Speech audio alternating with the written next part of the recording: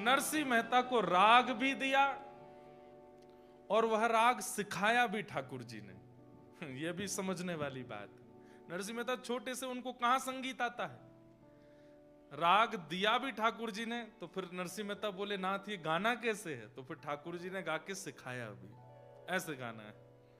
और अब नरसिंह मेहता लिए करताल, हाथों में करताल है, पैरों में प्रिया जी ने नूपुर पहना दिए हैं, श्री किशोरी जी ने नूपुर पहना दिए हैं। और अब नरसिंह मेहता बस वही करताल बजाते हैं, नूपुर बजाते हुए पुनः जूनागढ़ चले गए। ठाकुर जी ने आज्ञा करके भेजा है कि तुमको अभी भक्ति का प्रचार करना है, इसलिए तुम अभी यहां नुकुंज में नहीं रुको, जाओ वापस। और नरसिंह मेहता वापस जूनागढ़ आ गए। ठाकुर जी का दर्शन हुआ,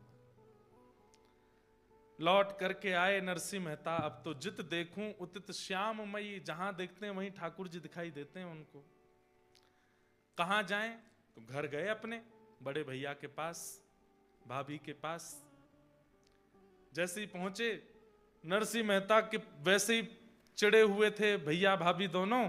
और अब ये पैरों में नूपुर देख करके, हाथ में करताल देख करके, और इनकी वेशभूषा जो भक्तों की सी बनी हुई थी, उसको देख करके तो भाभी और भैया दोनों और गुस्सा हो गए। अरे हमने तो सोचा था कि तू मर गया होगा, तो लौट के आ गया फिर से। और ये क्या पहन के, ये घुंघरू पहन करके कहां घूम रहा है, और ये क्या हाथ में ले रखा है? नरसिंह मेहता ने दंडवत प्रणाम किया दोनों भैया भाभी को। ये ठाकुर जी को पुकारवे को यंत्र है, ये करताल है और ये नूपुर है। जब करताल बजाते बजाते, कीर्तन करते करते नृत्य करते हैं, तब नूपुर की ध्वनि बजती है। इससे प्रिया प्रियतम प्रसन्न होते हैं, इसलिए मैं इनको पहन के आया हूं। भैया जोर से उपहास करने लगे, अरे राम राम राम, ये क्या कर रहा है? चल चल, तुझे राजा के पास ले चलता हूं, राजा से कहूंगा वो तुझे थोड़ी नौकरी दे देंगे, 2-4-5 रुपया महीना कमा लेगा, तेरा भी जीवन कट जाएगा। ये सब उतार दे, क्या पहन के घूमता है? नरसिंह मेहता बोले भैया ये तो नहीं उतारूंगा मैं, क्योंकि जिन्होंने पहनाया है वो बहुत विशेष है। कौन माने नरसिंह मेहता की बात? भाभी चिल्लाने लगी, बोले मैं ऐसे नहीं रहने दूंगी इसको घर में। पहले ही इसके कारण हमारा पूरा अपयश होता रहा है पूरे नगर में, और अब इसको ये घुंघरू पहन के घूमेगा, करताल बजाता घूमेगा, सब इसको क्या क्या बोलेंगे, और इसकी वजह से हम लोगों को कलंकित करेंगे। आप पहले ही सुन लीजिए, इसको बाहर कर दीजिए, या तो ये रहेगा या मैं रहूंगी। नरसिंह मेहता बहुत चिंता में आ गए। भाभी मां, मैं कोई भार बन के नहीं, ये तो भगवत प्राप्ति के लिए हम सब जीवन में आए हैं, हम सब ने जन्म लिया है, उसी भाव की पूर्ति करना हूं मैं। बंधुओं एक बात ध्यान रखिएगा, हम लोग कई बार बहुत प्रेशराइज कर देते हैं किसी को कि you should wear Tilak and all every day. अच्छी बात है, पहनना ही चाहिए, नित्य तिलक धारण कीजिए, नित्य कंठी पहनिए, नित्य धोती पहनिए। पर कभी कभी ऐसा होता है कि देखिए मेरे साथ ये चीज डिस्टर्बिंग नहीं है, मैं रोज तिलक धारण करूं, रोज कंठी पहनूं, रोज धोती पहनूं, उसमें कोई दिक्कत नहीं, क्योंकि मेरा जीवन भी कृष्ण है, मेरे प्राण भी कृष्ण है, मेरा प्रोफेशन भी कृष्ण है, मेरा सब कुछ कृष्ण बन चुके हैं, इसलिए मुझे इतनी दिक्कत नहीं। पर आजकल के युवा जो कॉलेज भी जाते हैं, अपनी पढ़ाई आदि भी करते हैं, उनको तिलक धारण करने में अगर वहां उपहास सहना पड़ता है, तो या तो वो प्रहलाद जी की तरह, नरसिंह मेहता की तरह इतने बोल्ड बन करके रहें कि तुम चाहे जितना मजाक उड़ाओ, हम फिर भी तिलक धारण करेंगे, हम फिर भी शिखा रखेंगे, हम फिर भी धोती पहनेंगे। लेकिन यदि वो उपहास मन को व्यथित करता हो, तो ऐसी स्थिति में भक्ति का उपहास ना हो, ऐसी क्रिया करनी चाहिए। और वहां आचार्यों ने एक आज्ञा दी है, क्या? कि आप हाथ में जल लेकर के, आप अपने गुरुदेव का स्मरण करके और जल का तिलक धारण कर लीजिए। दैट इज इनविजिबल, लोगों को नहीं दिखेगा, ठाकुर जी को तो दिखेगा कि मेरो है, तो वो आप धारण करके जा सकते हैं। लेकिन घर वापस आते ही पुनः आपको तिलक धारण करना पड़ेगा। जो लोगों को तिलक धारण करने की विशेष परम इच्छा चित्त में होती है, उन लोगों के लिए ऐसा कर सकते हैं, या तो वो पहनिए, उसके लिए चाहे लड़ना पड़ जाए, दुनिया से लड़ जाइए, लेकिन फिर भी आप उस उपहास को अगर सह नहीं पाते हैं तो आप इस प्रकार से तिलक धारण कर सकते हैं। नरसिंह मेहता जी ने मन में विचार किया कि अकेले मेरा उपहास होता तो मैं सह लेता, लेकिन यहां पर करताल का, नूपुर का, संकीर्तन का, भक्त भेष का अपराध हो रहा है, ये मैं नहीं सह पाऊंगा। और नरसिंह मेहता ने अपने भैया भाभी को प्रणाम किया, बोले मैं घर छोड़ के जा रहा हूं। तो बोले तू जा रहा है इसमें तेरी भलाई होगी। नहीं नहीं नहीं, हम निकाल रहे हैं, हम तुझे घर से निकाल रहे हैं। सोचिए, बोले अगर ये कह के जाएगा कि मैं जा रहा हूं तो नगर के लोग कहेंगे कि उसने घर छोड़ा, इसमें इसकी भलाई मानी जाएगी। ऐसा करो कि हम तुझे निकाल रहे हैं। और नगर के लोगों को पता चले तो हल्ला करते हुए नरसिंह मेहता को घर से निकाल दिया। सब लोगों ने समझ लिया कि नरसिंह को घर से निकाल दिया है। नरसिंह मेहता जी बोले भैया मेरे तो ठाकुर जी हैं, अब वही मेरा जीवन चलाने वाले हैं, वही मेरी रक्षा करने वाले हैं, देखेंगे क्या होता है। गांव के बाहर एक धर्मशाला थी, उस धर्मशाला में जाके नरसिंह मेहता रहने लगे।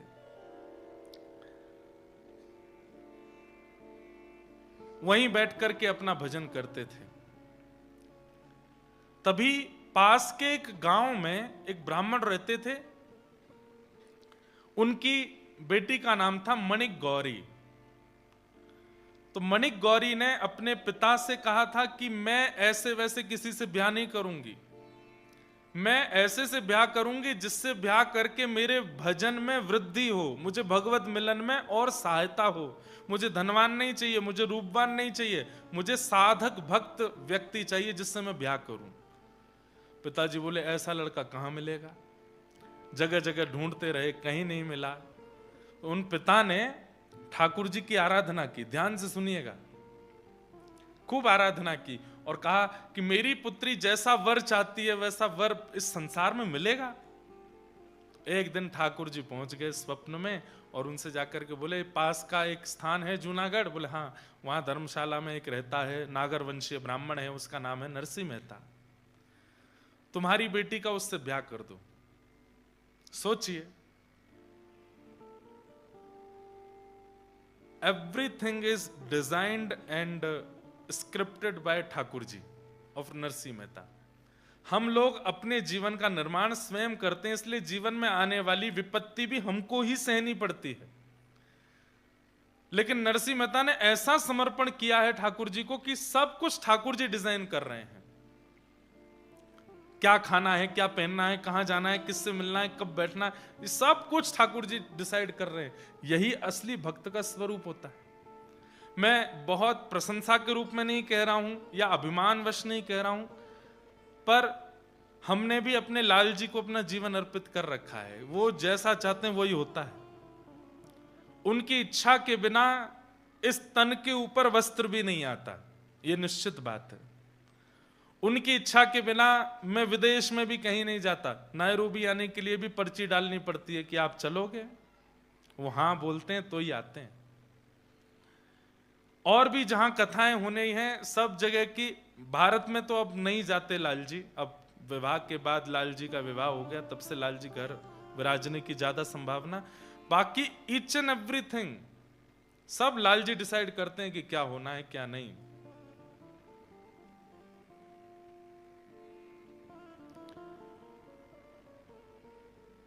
ईच एंड एवरीथिंग मतलब ईच एंड एवरीथिंग। हमारी गृहिणी भी उन्हीं की आज्ञा से आई है, ये भी उन्हीं की आज्ञा है।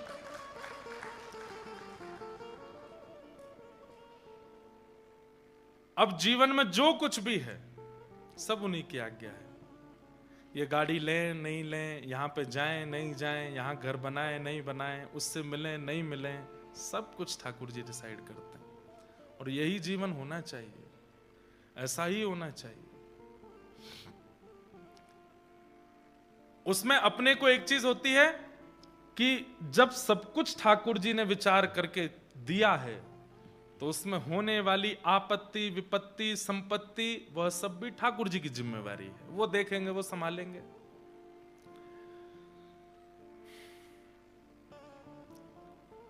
ठाकुर जी ने आज्ञा करके ब्राह्मण देवता को कहा कि अपनी बेटी का विवाह तुम वहां कर दो नरसिंह मेहता से, जाओ।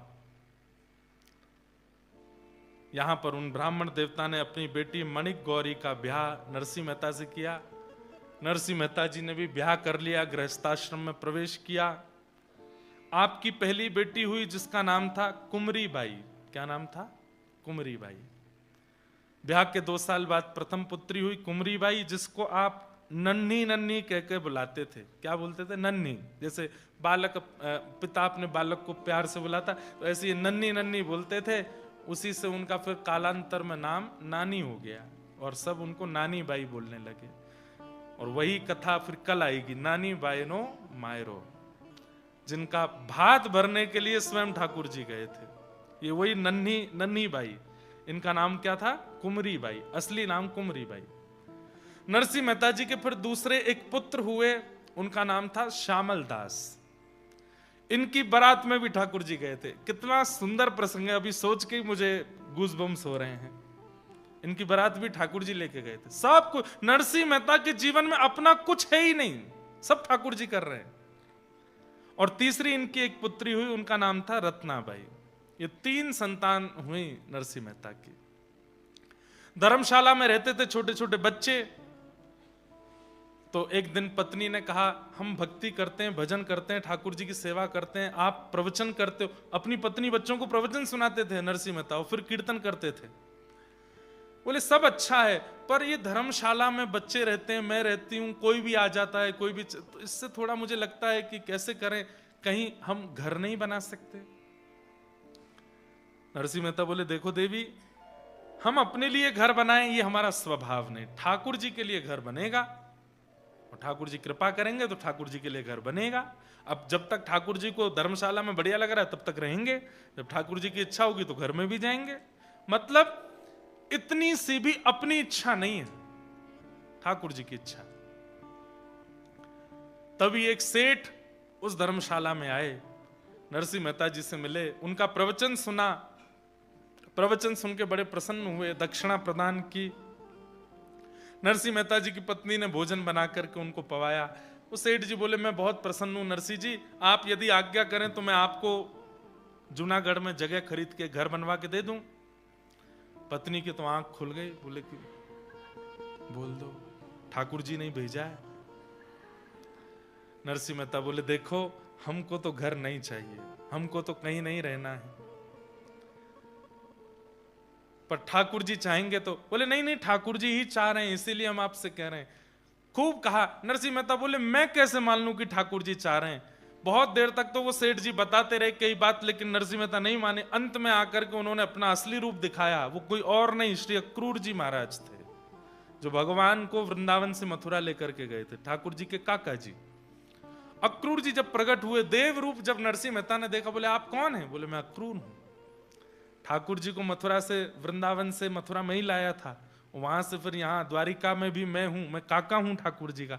ठाकुर जी ने ही मुझे भेजा है कि नरसिंह के लिए एक भवन निर्माण करो, आपकी कुछ रिक्वायरमेंट बता दो। नरसिंह मेहता बोले, हमारी तो एक ही रिक्वायरमेंट है कि हमारे घर में कोई भी आवे तो उसको ये ना लगे कि ये घर है, उसको ये लगे ये तो कोई मंदिर है, उसको ये लगे ये तो कोई साधना का स्थान है, उसको ये लगे यहां संत कभी भी रह सकते हैं, संत निवास होना चाहिए, ठाकुर जी के कीर्तन का स्थान होना चाहिए, यज्ञ मंडप होना चाहिए, भोजनशाला होनी चाहिए, सेवा के लिए कोई भी राहगीर, क्योंकि जूनागढ़ बीच में है, एक तरफ सोमनाथ, दूसरी तरफ द्वारिका, तो दर्शनार्थी आते जाते रहते हैं। दर्शनार्थियों की रहने की उत्तम व्यवस्था, उनकी सेवा की, मतलब अपने लिए कुछ नहीं चाहिए, ऐसा भवन बनाओ। अक्रूर जी महाराज द्वारिका के एक प्रकार से छोटे सेनापति हैं, वो ऐसा भवन निर्माण कराया उन्होंने कि जूनागढ़ के लोगों की आंखें खुली रह गईं।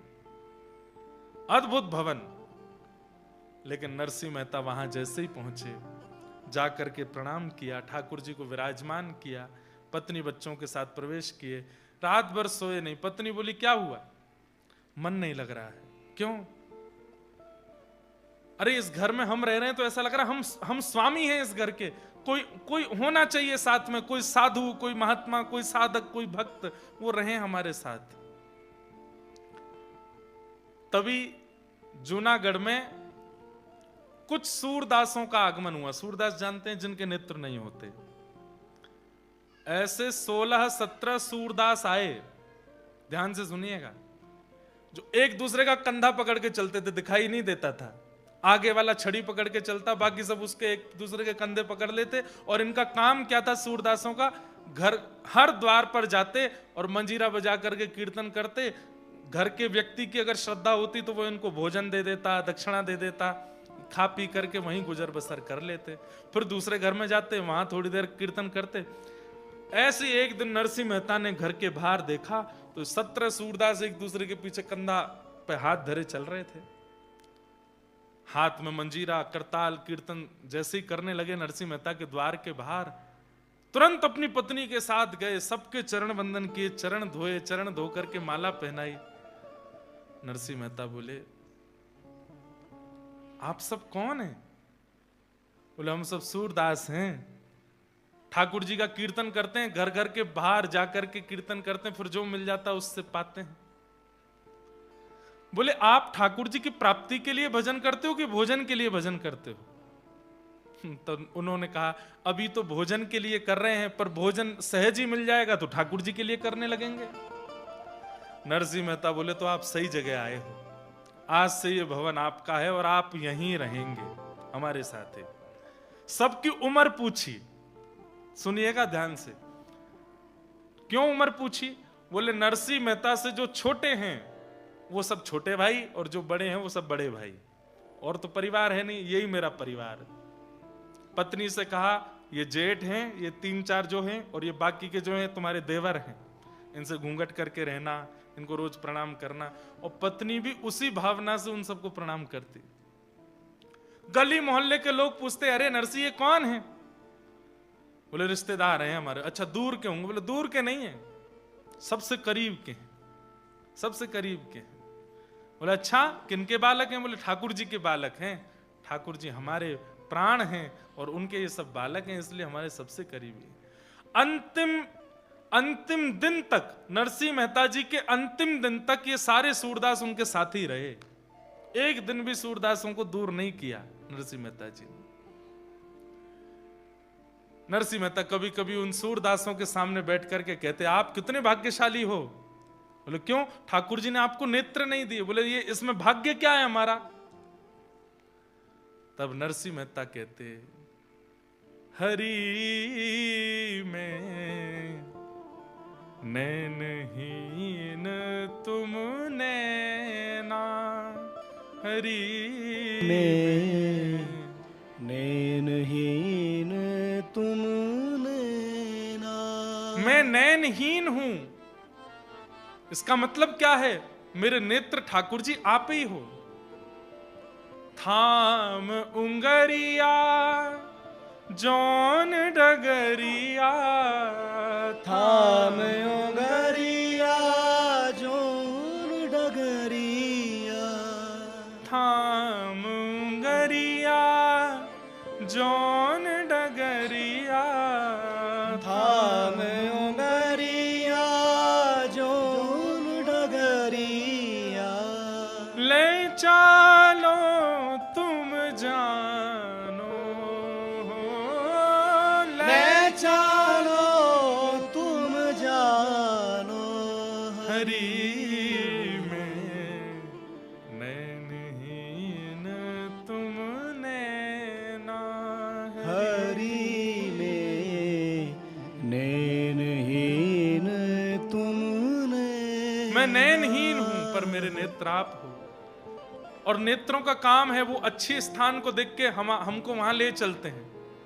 मेरे नेत्र ही जब ठाकुर जी आप बन जाओगे तो थाम उंगरिया जोन डगरिया ले चालो तुम जानो, हरि में नैनहीन तुम नैना। आप लोग प्रेम से मेरे घर पर निवास कीजिए, आपका ही स्थान है। और नरसिंह मेहता उनके साथ में भाव से रहने लगे। भाई ने घर से तो निकाल दिया था नरसिंह मेहता जी को, लेकिन साल में एक बार नरसिंह मेहता जी के पिताजी का श्राद्ध होता था।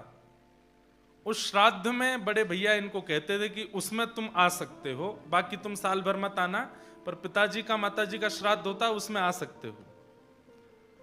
तो नरसिंह मेहता हर साल अपने बड़े भैया के घर केवल श्राद्ध में जाते थे, पिताजी का श्राद्ध करने के लिए। अब की बार जब बड़े भैया आए निमंत्रण देने, तो नरसिंह मेहता भाभी और उनकी पत्नी दोनों ने प्रणाम किया, घर में बिठाया। बोले अच्छा, किसी बड़े यजमान के द्वारा घर बनवा लिया आप तुमने, बहुत बड़ा घर बनवाया है। बोले भैया सब आपकी पिताजी की कृपा है, ठाकुर जी की कृपा है। अच्छा कल पिताजी का श्राद्ध है, आ जाना।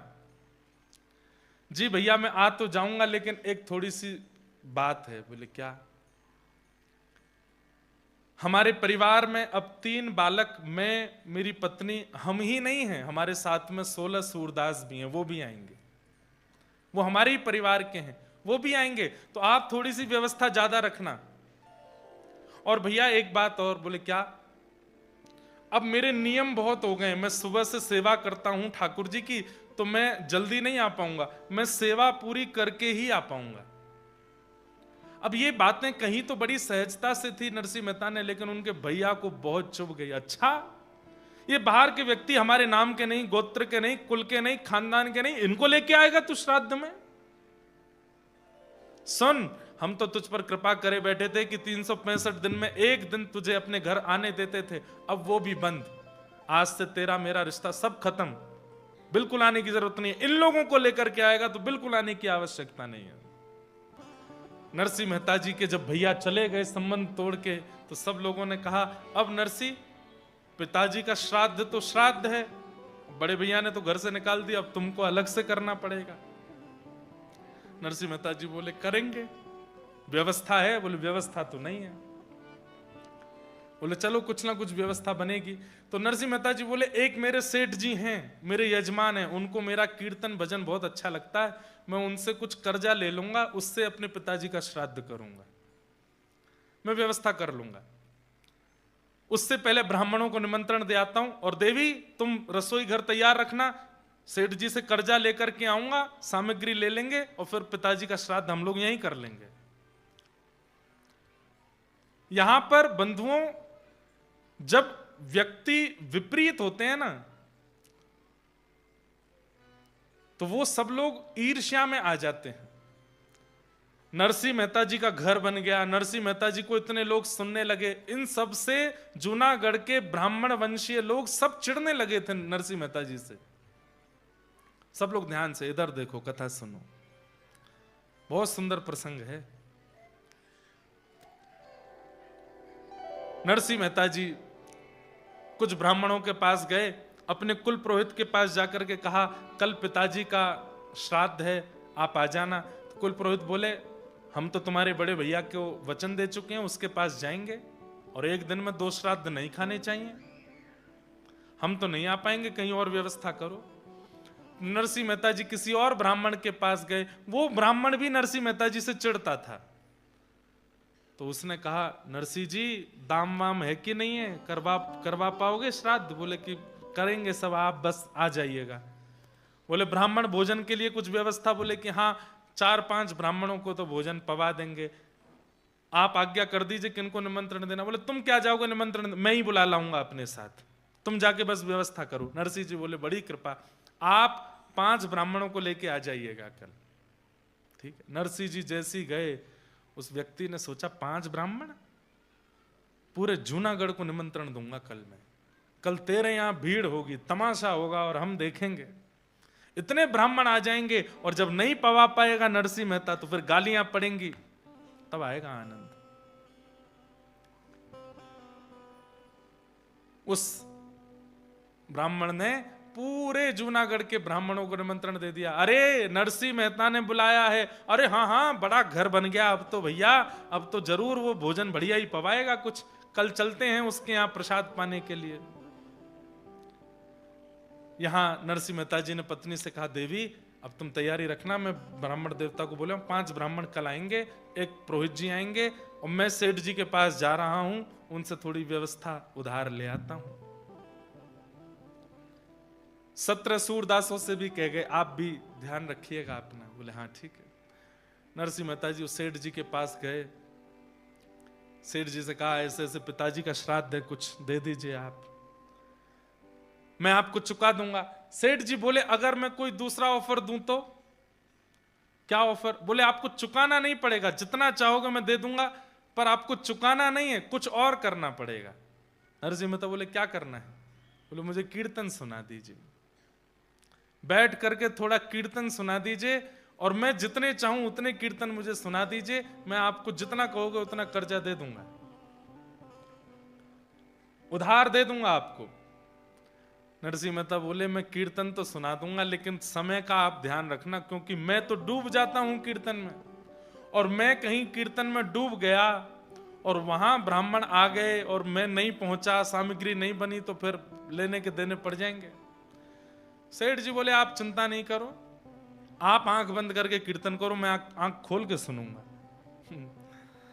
नरसिंह मेहता जी ने अपना करताल लिया हाथ में, बोले सेठ जी ध्यान रखिएगा, मैं डूब जाऊंगा, मुझे उठा दीजिएगा। बोले आप तो बस सुनाना प्रारंभ करो, और गाने लगे नरसिंह मेहता।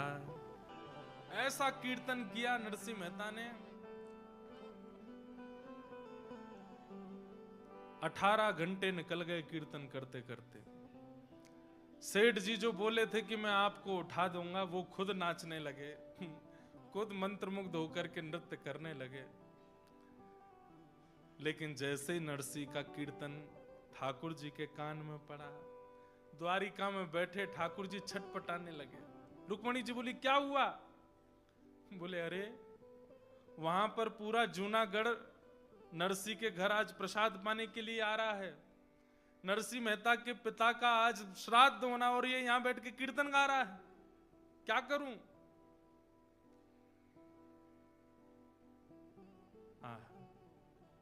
अपने जन के कारण ठाकुर जी रूप बदलते हैं। कभी ठाकुर जी कोई बन के आते हैं, कभी कोई बन के आते हैं, कभी कोई बन के आते हैं, पर इस कलिकाल में एकमात्र ऐसे नरसिंह मेहता हैं या फिर श्री जयदेव महाप्रभु हैं, जिन दो लोगों का रूप ठाकुर जी ने धारण किया, और आज नरसिंह मेहता बनकर के स्वयं ठाकुर जी उनके घर पहुंच गए। नरसिंह मेहता बनकर के ठाकुर जी आ गए, वहां नरसिंह जी कीर्तन कर रहे हैं, दोनों भुजा उठा करके। नरसिंह मेहता जैसे ही आए तो ठाकुर जी आए हैं, नरसिंह मेहता नहीं है। पत्नी ने कहा इतना विलंब कर दिया। अरे देवी अब क्या बताऊं मैं, सेठ जी तो बड़े कंजूस हैं, दे ही नहीं रहे थे, बड़ी मुश्किल से दिया है। अच्छा व्यवस्था हो गई? बोला हाँ सब व्यवस्था है, तुम तो बनाओ। उन 17 सूरदासों को भी ठाकुर जी ने जाकर के एक एक काम दे दिया, तुम धनिया काटो, तुम मिर्च काटो, तुम ये काटो। बोले कि हमारे आंख तो है नहीं। ठाकुर जी ने ऐसी मोहिनी घुमाई, बोले और कुछ नहीं दिखेगा, सब्जी जरूर दिखेगी, काटो बनाओ। सब लगे हैं सामग्री तैयार करने में। ठाकुर जी आटा गूंद रहे हैं, पत्नी यहाँ पर चढ़ा करके बढ़िया कर रही है तैयारी, सामग्री सिद्ध हो रही है। पत्नी बोली इतनी सामग्री क्यों बनवा रहे हैं, 5 ब्राह्मण आने वाले हैं। अब बोले देवी सेठ जी ने ज्यादा पैसा दे दिया है, तो मैं तो रखता नहीं हूं, तुम मेरा स्वभाव जानती हो, तो जितना दिया है उतने की सामग्री बना देते हैं, जितने ब्राह्मण पा जाएंगे अच्छा, बाकियों को बंटवा देंगे। क्योंकि ठाकुर जी तो जानते थे 4000 आने वाले हैं। सुबह का समय हुआ, सामग्री बनकर के सिद्ध बिल्कुल तैयार हो गई। ठाकुर जी सिर पर स्वापा बांध के, नरसिंह मेहता तो नहीं है, ठाकुर जी हैं। सब ब्राह्मण आए, अरे नरसिंह कहां हो? ठाकुर जी निकल के बाहर आए, आकर के पत्नी सहित सब ब्राह्मणों को दंडवत प्रणाम किया। नजर उठा के देखी तो जहां तक दृष्टि जा रही है ब्राह्मण ही ब्राह्मण। देवी बोली आपने तो कहा था 5 आने वाले। बोले मुझे पता था इतने आएंगे, वो तो बढ़िया हुआ, सेठ जी ने जितने पैसे दिए सबकी सामग्री बनी। देवी देखो सबको प्रसादी पवानी है, अब तुम जल्दी तैयारी करो, मैं पिताजी का श्राद्ध कर दूं। बंधुओं, नरसिंह मेहता का सौभाग्य है कि उनके घर ठाकुर जी आए, पर मुझे लगता है कि उनके पिता का कितना सौभाग्य है कि प्राण निकलने के बाद ठाकुर जी आज उनका तर्पण कर रहे हैं, आज ठाकुर जी उनका श्राद्ध कर रहे हैं। आज वैकुंठ में बैठे नरसिंह मेहता के पिता भी नृत्य कर रहे हैं कि अरे वाह रे नरसिंह, तेरे भक्ति के कारण आज मेरा श्राद्ध। कहते हैं पुत्र के द्वारा श्राद्ध होने से पितृ मुक्त हो जाते हैं, पिता प्रसन्न होता है, दादा प्रसन्न होते हैं। ठाकुर जी श्राद्ध कर रहे हैं। ठाकुर जी ने श्राद्ध किया विधिवत, जैसे श्राद्ध होता है बिल्कुल वैसे श्राद्ध किया। श्राद्ध के बाद में ब्राह्मणों को बैठाया। सब ब्राह्मण बोले, नरसी कुछ है कि बस पूड़ियों पे ही जीना पड़ेगा? अरे नहीं नहीं, आपकी सब कृपा विराजिए ना। सबके लिए पाटे बिछाए गए, सबके आगे पत्तल लगाई। ठाकुर जी ने कमर पर फेंटा बांधा, लिए पत्नी के साथ परोसने लगे। 17 सूरदास बैठे थे। ठाकुर जी, तुम क्या कर रहे हो? हम कैसे परोसेंगे? बोले, तुमको केवल परोसने वाली पत्तल दिखेगी और कुछ नहीं दिखेगा, चलो। ऐसा भाव है नहीं। मुझको लगता है ठाकुर जी ने किया तो होगा, कहीं लिखा नहीं है, लेकिन मेरे मन में आया जब मैं इस भाव को पढ़ रहा था तो मेरे मन में आया कि ठाकुर जी ने जरूर उन 17 के साथ भी लीला तो करी होगी। सबको प्रसाद, एक नहीं 2-2 4-4 सब्जियां बनी है, 2-2 3-3 प्रकार की पूड़ियां बनी है, अमरस बना है, रायता बना है, और सब इतना स्वादिष्ट क्यों? ठाकुर जी अपने हाथ से लेकर के आए। जिनके हस्त कमलों में अमृत साक्षात विद्यमान है, ऐसे ठाकुर जी अपने हाथ से परोस रहे। ब्राह्मण पा करके बस कहते हैं, हमारे नाथ द्वार में एक बाबा हैं, सबको मिलते नहीं है, बहुत कम लोगों से मिलते हैं, ब्रज के हैं। मैं उनके पास गया तो मेरे से बोले, लाला हाथ आगे कर। और बड़े आनंद में रहते हैं, वो खूब डांट फटकार भी देते हैं, मुझे भी खूब डांट देते हैं जब मैं जाता हूँ। हर कोई उनको सह भी नहीं पाएगा। तो मैं गया, पहले तो 3 घंटा मेरी परीक्षा ली, भागवत जी के श्लोक पढ़ो, सुबोधनी जी पढ़ो। 3 घंटा बाद मुझसे बोले, चलो हाथ आगे करो। हाथ आगे किया तो कुछ प्रसादी दी, पाके बताओ ठाकुर जी ने अरोगा कि नहीं। पूछने का तरीका देखिए, हम लोग सामग्री बना के पूछते हैं कि बताओ अच्छी बनी कि नहीं, वो क्या पूछ रहे हैं? बताओ ठाकुर जी ने पाया कि नहीं, पाके बताओ।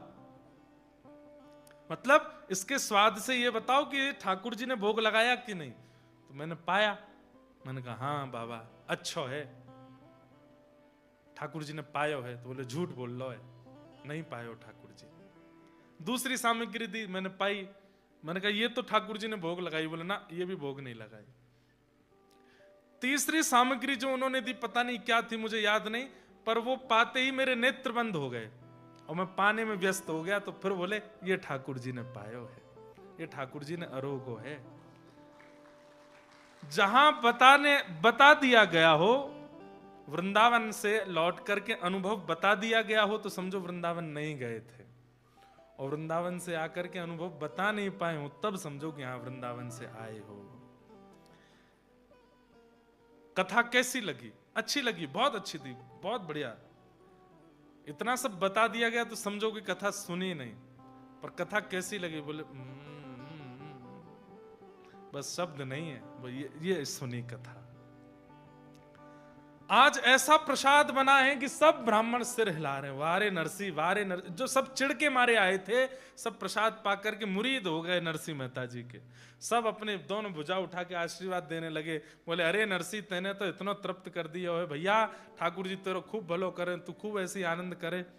2-4 चिड़े हुए तब भी बैठे थे। बोले अरे अभी क्या, अभी तो भोजन पाया, अभी दक्षिणा की बारी है, देखते हैं दक्षिणा क्या देगा। पत्नी की भी चिंता हुई, ठाकुर जी को भीतर लेके गई, सुनिए प्रसाद तो पवा दिया, अब दक्षिणा कैसे बांटेंगे? मैं कह रहा था ना सेठ जी ने ज्यादा दे दिया, सेठ जी ने वो भी व्यवस्था दी है। और क्या व्यवस्था है? तो देखा तो अंदर पोटलियां रखी थी, एक एक पोटली में 12-12 सोने की मोहर। पत्नी बोली मुझे लगता था सेठ जी उदार हैं, पर ये तो बहुत ही ज्यादा उदार हैं। इतने उदार? 4000 पोटली 12 सोने की मोहर, कोई आज भी नहीं कर पाएगा कोई इतना। और नरसिंह मेहता और पत्नी दोनों, आज मुझे तो कभी कभी पत्नी के लिए भी लगता है कितना सौभाग्य है। पति जब कोई अच्छा कार्य करता पत्नी हाथ लगाती है, वो ठाकुर जी के संग हाथ लगा रही हैं, ठाकुर जी के संग ब्राह्मणों को पूजन कर रही हैं। युगल दोनों एक साथ आशीर्वाद लेते हैं, उसका एक अपना महत्व होता है। आज नरसिंह मेहता की पत्नी के बगल में आशीर्वाद ब्राह्मणों का नरसिंह जी नहीं ठाकुर जी ले रहे हैं। कितना सौभाग्य उनकी पत्नी का। ब्राह्मण सब पोटलियां लेते हैं, बोले इतनी भारी, अरे कंकड़ पत्थर भर दिए क्या नरसिंह? नहीं नहीं नहीं, सब आपकी कृपा है। खोल खोल के देगा तो 12-12 सोने की मोहर। ब्राह्मणों के नेत्रों से आंसू निकल पड़े। सब हृदय से लगावे नरसिंह मेहता को और प्रणाम करते हुए सब लोग वहां से निकल पड़े। नगर में जाके हल्ला मचा दिया महाराज। वो कुल पुरोहित जी जो आए ही नहीं थे, वो बड़े भैया के यहां श्राद्ध खा के आए। उस समय श्राद्ध में सबसे बड़ी दक्षिणा मिलती थी 1.5 रुपया। कितना? उनको 1.5 रुपया मिला था बड़े भैया के यहां श्राद्ध खाने पर। तो वो 1.5 रुपया लेकर के ऐसे छाती चौड़ा के चल रहे थे। क्यों? बोले सबसे बड़ी दक्षिणा मुझे ही मिलती है श्राद्ध की, 1.5 रुपया, और किसी को नहीं मिलती। उनकी छाती देख करके 4000 ब्राह्मणों ने और फुलाई। बोले क्यों कर रहे हो ऐसे? 1.5 रुपया मिला, आज देखा मेरे यजमान ने कितना दिया? बोले महाराज अब बस बुलवाओ मत हमसे। नहीं नहीं बताओ। बोले 12 सोने की मोहर।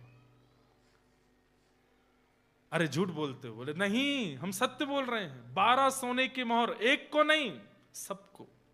4000 लोग गए थे, सबको 12 सोने की मोहर। घिस घिस करके देख रहे हैं कहीं सोना झूठा तो नहीं है, ये तो नहीं, सब बिल्कुल सत्य निकला। बोले कैसे हो गया? मैं क्यों नहीं गया नरसिंह के यहां प्रसाद पाने? यहां नरसिंह मेहता ने सब करा। अब पत्नी से बोले देवी अब चलो मुझे भोजन कराओ। पत्नी ने भोजन की थाली लगाई। थाली लगा करके ठाकुर जी पा रहे हैं। पाने के बाद खूब सारा पाया, और पाने के बाद पति थाली में थोड़ा छोड़ दे तो पत्नी उसमें पा लेती है। ऐसा पूर्व में होता रहा है।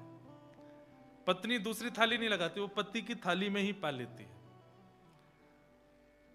ठाकुर जी का अधरामृत बचा है।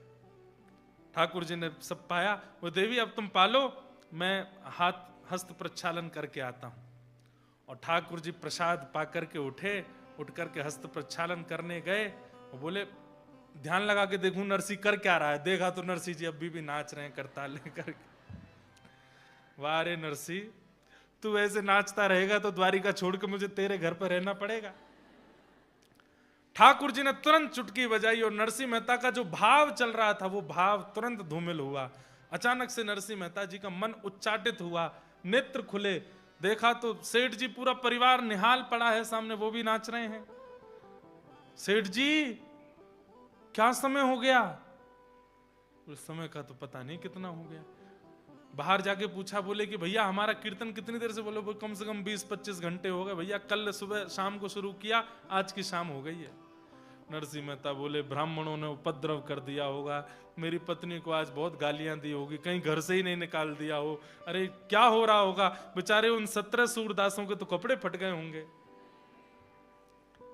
नरसिंह मेहता बोले सेठ जी आप जल्दी मुझे दे दीजिए, मैं सामग्री लेकर के जाऊं। धन लेकर के सामग्री लेने के लिए जाना चाहते थे, लेकिन बोले एक बार घर की स्थिति तो देख चलूं, कहीं आग वाग तो नहीं लगा दी घर में। घर के बाहर से झांक करके देखा तो चबूतरे पर पत्नी बैठे प्रेम से प्रसाद पा रही है। नरसिंह मेहता बोले ये क्या हो रहा है? हो सकता है पीछे से कोई व्यवस्था हो गई हो, ये प्रसाद कैसे पा रही है? और ये प्रसन्न भी लग रही है दूर से देखने में। नरसिंह मेहता तुरंत गए और जाकर के बोले देवी।